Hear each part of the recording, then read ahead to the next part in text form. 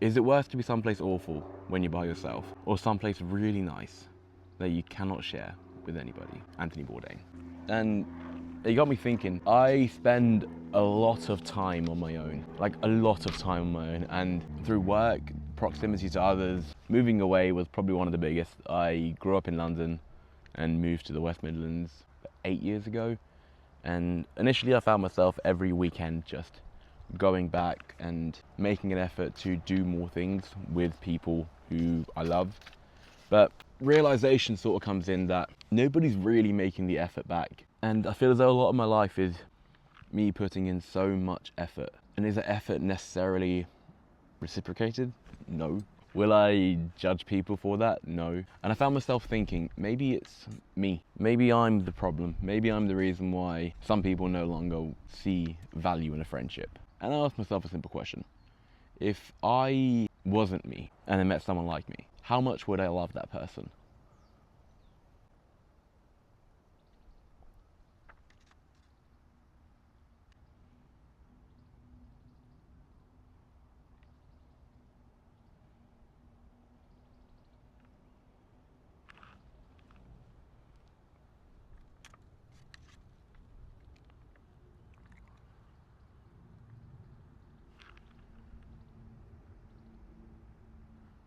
I would love them. I want to say I'd love them, but would I want them to be a better version of themselves? Yeah. Would I want him to be a person who's in love with life? Yeah. Am I in love with life? I'm getting there. I don't think you can really truly, God, this prompted a lot. I don't think you can really and truly love when the depth of your love now has a dam. Is that the right word? A dam. When your love used to flow so aggressively and so freely, just shape and form the structures around it, and it was to the point where your love was never ending and the depth was just unknown, to eventually a natural dam being built. Now you feel as though the capability that you once had to love is no longer there. It's something that is kind of cut off to you, and you don't quite know why, and you don't quite know if you'll ever get there again. But I'm on a mission to just try and re-fall in love again, I'd say, with life. Yeah, I'm gonna mess up. Yeah, I'm gonna do things that I regret. I'm gonna do things that are gonna make me super happy. It's just part and parcel of being human. If anyone's gonna judge that or whatever it is, I don't really care.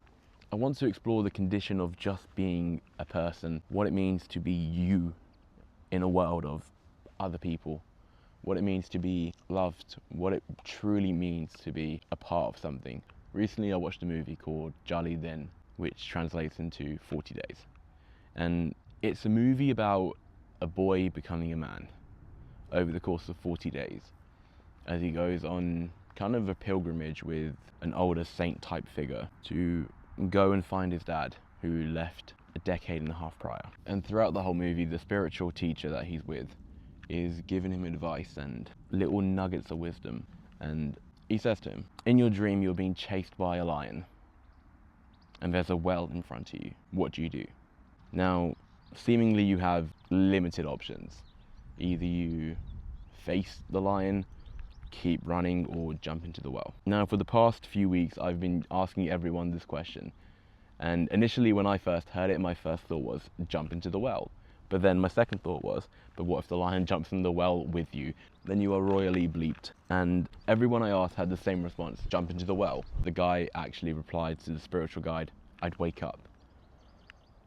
It always seems as though you've got limited options, but really and truly, the options that you think aren't available to you are. It's seemingly there's two options, keep running or jump into the well. But the truth is, you're in a dream, wake up. You have more options than you believe you do. There's always something that's glaringly obvious that you haven't necessarily considered. Consider it. I don't know if that helps anyone.